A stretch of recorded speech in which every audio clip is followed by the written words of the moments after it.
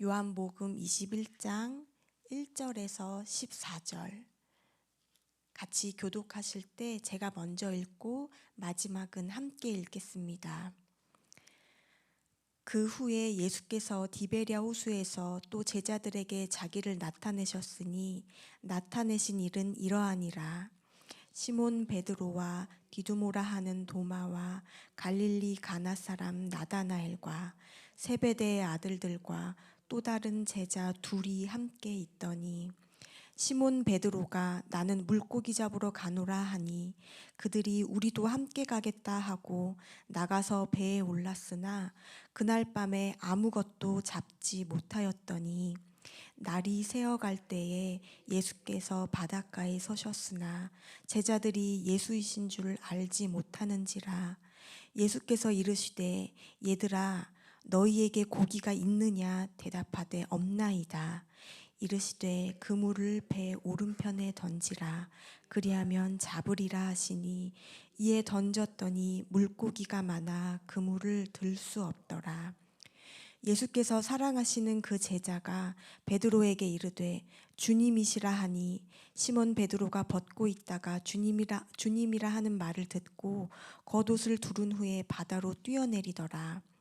다른 제자들은 육지에서 거리가 불과 한 50칸쯤 되므로 작은 배를 타고 물고기 든 그물을 끌고 와서 육지에 올라와 보니 숯불이 있는데 그 위에 생선이 놓였고 떡도 있더라.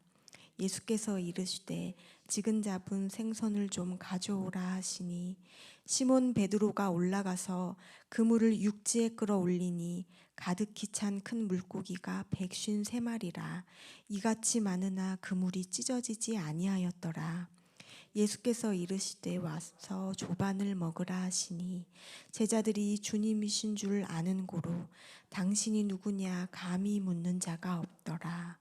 예수께서 가셔서 떡을 가져다가 그들에게 주시고 생선도 그와 같이 하시니라. 이것은 예수께서 죽은 자 가운데서 살아나신 후에 세 번째로 제자들에게 나타나신 것이라. 아멘. 이제 요한복음 마지막 장에 들어섰습니다. 이 21장의 이야기는 예수님이 부활하신 후에 제자들에게 세 번째로 나타나신 장면입니다. 장소는 디베랴 호수인데 저희가 잘 아는 갈릴리 바다입니다. 호수가 하도 커서 바다라고 불렀습니다. 이 바다를 머릿속에 상상해 두고 오늘 말씀을 한번 보겠습니다. 오늘 말씀도 베드로가 또 사건을 주도하고 있습니다. 옛 삶으로 돌아간 베드로와 제자들. 절망 속에 빠져 있다가 주님 부름 받았을 때 버려두고 갔던 그 자리로 복귀했습니다. 하지만 아무것도 잡지 못했습니다.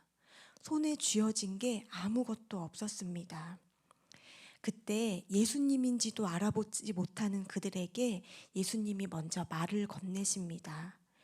얘들아, 너희에게 고기가 좀 있니? 여기 얘들아라는 말은 그 아주 사랑이 뚝뚝 떨어지는 표현입니다. 이 못난 놈들아 그러지 않으시고 사랑을 가득 담아서 얘들아라고 호칭하십니다. 20장에서 성령을 받고 일상의 현장으로 돌아와서 고기를 잡고 있는데 이 고기잡이는 그들에게는 전문직입니다. 전문직에서 밤새 그물질을 했는데 허탕을 치고 빈 그물질을 한 거예요. 얼마나 좌절이 깊었겠어요. 그렇지 않아도 지금 마음이 어려운데 근데 요한복음 15장 5절을 보면 예수님이 포도나무와 가지에 대한 말씀을 하시면서 너희는 나를 떠나서는 아무것도 할 수 없다고 하셨습니다. 그러니까 지금 제자들은 포도나무에서 분리된 나뭇가지처럼 된 거예요. 고기가 있냐 물으시니까 없나이다 라고 정직하게 고백하는데 이건 너희가 나를 떠나서는 아무것도 할 수 없다라는 말을 지금 그들이 자기 입으로 고백하고 있는 셈입니다. 하지만 예수님이 6절에 배 오른편에 그물을 던져라고 하셨고 그대로 했더니 만선의 기적을 경험합니다. 그리고 나서 육지에 올라와 보니까 9절에 숯불이 있는데 숯불 하니까 생각나는 장면이 있습니다. 그 가야바의 뜰에서 불법의 재판이 진행되던 그 이른 추운 새벽에 피어오르던 그 숯불. 그 숯불하고 오늘의 이 숯불이 같은 단어입니다. 새벽녘, 시간도 같아요. 해변가에 올라와 보니까 그 숯불이 피어오르고 있는 거예요. 베드로가 이 장면을 보고 떠오르는 게 있었을 겁니다. 나는 이 사람의 제자가 아닙니다. 나는 이 사람 알지도 못합니다. 3번씩이나 부인했던 그 장면이 떠올랐을 거예요.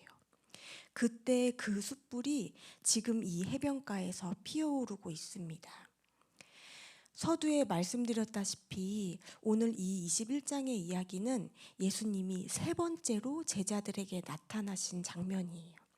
세 번째로 나타난 거니까, 그리고 특히 이 지금 마지막 장에 저자 요한이 어떤 중요한 의미를 담아서 기록하고 싶었던 게 있었을 거예요. 그 중요한 의미가 뭐였을까요? 왜 3번째로 나타나신 장소가 갈릴리였을까요? 갈릴리는 예수님의 공생애를 본격적으로 시작하신 장소입니다. 사복음서를 서로 조합해 보면 예수님은 3년이라는 짧은 시간을 사역했지만 거의 한 4분의 3에 해당하는 시간을 갈릴리에서 지내셨습니다. 예루살렘에서 지내신 건 얼마 안 됐어요. 대부분 갈릴리에서 지내셨습니다. 그러면 왜 예수님은 이렇게 갈릴리에 애착이 있으셨을까요? 마태복음 4장을 보면 예수님이 이제 공생애를 막 시작하려고 하셨을 때 요한이 잡혀갔다는 소식을 들으셨습니다. 4장 12절부터 잠깐 읽어드릴게요. 예수께서 요한이 잡혔음을 들으시고 갈릴리로 물러가셨다가 나사렛을 떠나 스불론과 납달리 지경 해변에 있는 가버나움에 가서 사시니, 이 지역이 지금 다 갈릴리예요. 이는 선지자 이사야를 통하여 하신 말씀을 이루려 하심이라 일렀으되 스불론 땅과 납달리 땅과 요단강 저편 해변길과, 이것도 전부 갈릴리입니다. 이방의 갈릴리여. 중요한 16절, 흑암에 앉은 백성이 큰 빛을 보았고 사망의 땅과 그늘에 앉은 자들에게 빛이 빛이었도다. 놀랍게도 갈릴리 지역을 3가지 색채로 지금 표현했습니다. 첫째는 흑암의 땅이에요. 2번째는 사망의 땅. 3번째는 그늘진 땅입니다. 이게 갈릴리가 갖는 색채입니다. 그 나다나엘이 했던 유명한 말이 있죠. 나사렛에서 무슨 선한 것이 날 수 있겠느냐. 나사렛은 이 갈릴리 지역에서도 이 어둠의 색채가 가장 지독했던 동네입니다. 그만큼 이 갈릴리 지역은 흑암, 사망, 저주, 그늘진 곳의 대명사격인 지역입니다. 예수님이 이런 색채를 가지고 있는 곳에서 대부분의 사역을 하셨습니다. 이 마지막 갈릴리에서의 만남은 본인이 공적인 사역을 했던 첫 번째 장소이기도 하면서 예수님이 이제 본인은 아버지께로 올라가시니까 이 사명을 이 남겨진 이 땅의 제자들에게 적용하자면 우리 이 공동체에게, 나아가 나에게 이 중요한 사명을 지금 계승시키고자 하시는 예수님의 마음이 지금 이 해변가에서 표현되고 있는 겁니다. 저희를 통해서 계속 이어서 하길 바라시는 겁니다. 이 숯불 위에는 떡과 생선이 구워져 가고 있습니다.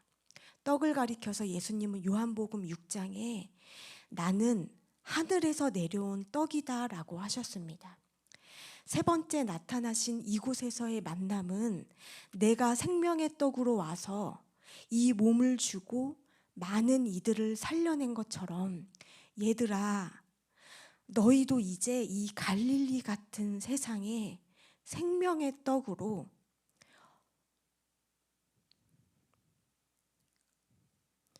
어둠에 질식해져 있는 수많은 영혼들을 살려내고 구원해내라고 사명을 주시는 겁니다. 배반의 숯불이 오늘 이 해변가에서 회복의 숯불이 됩니다. 저희에게 이 사명이 있습니다. 너희가 나를 이어 생명의 떡이 되라. 생명의 양식이 되라. 이게 너희의 자리이다. 저희는 주를 떠나서는 아무것도 할 수 없는 자들입니다. 주를 떠나서는 제자들처럼, 오늘의 말씀처럼 아무것도 잡지 못하였더니 제자들의 고백처럼 텅 빈 손으로 없나이다. 저희는 주님께 접붙인 가지로서만 의미가 있지, 그 자리를 벗어나서는 전도서 기자가 이야기했던 헛된 삶을 살 수밖에 없습니다.